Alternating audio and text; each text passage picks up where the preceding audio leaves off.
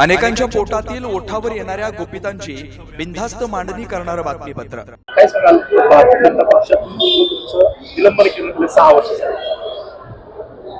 बघा, खरं तर हे माझ्यासारख्या कार्यकर्त्यांच्या बाबतीत जर आपण पाहिलं तर हास्यास्पद गोष्ट आहे।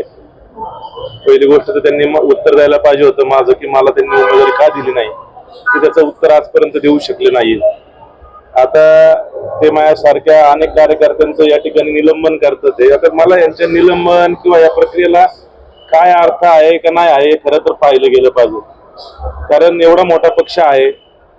जर आपण पाहिलं पिंपरी चिंचवडचे महापौरची जर निवडणूक आपण पाहिली तर माननीय रवी लांडगे आमचेच सहकारी मित्र आहेत। ते काही दिवसापूर्वी कुठल्या पक्षामध्ये होते आणि काल त्यांना आपण भाजपमध्ये प्रवेश करून आज त्यांना महापौर केलेला आहे। मग कदाचित आमच्या बाबतीत तसं होऊ शकतं। त्यामुळे असं काही नाहीये, कारण उगाच फक्त केवळ त्या कार्यकर्त्यांना छेडायचं, त्यांना असं दाखवायचं की आम्ही तुमचा अपमान करतोय, तुमचं निलंबन करतोय, हे खालच्या थराचं राजकारण चाललंय। मला वाटतं की याचे कधी ना कधी त्यांना प्रायश्चित्त जे कोण करतोय त्यांना भोगावं लागेल। परंतु तुम्ही आता पक्षात नाही आहात, सर्वांना माहिती आहे की तुम्ही राष्ट्रवादी पक्ष जॉईन केला, तरी सुद्धा पक्षातून हकालपट्टी केल्याचं दाखवलंय, तब्बल 6 वर्षाचं निलंबन दाखवलंय। बघा, निलंबनाचा माझ्याकडे तर एक असा विषय आहे, आता आपण सर्व पत्रकार बंधू या ठिकाणी आहे, महापालिकेच्या पायरीवरतून मी या ठिकाणी बोलतोय।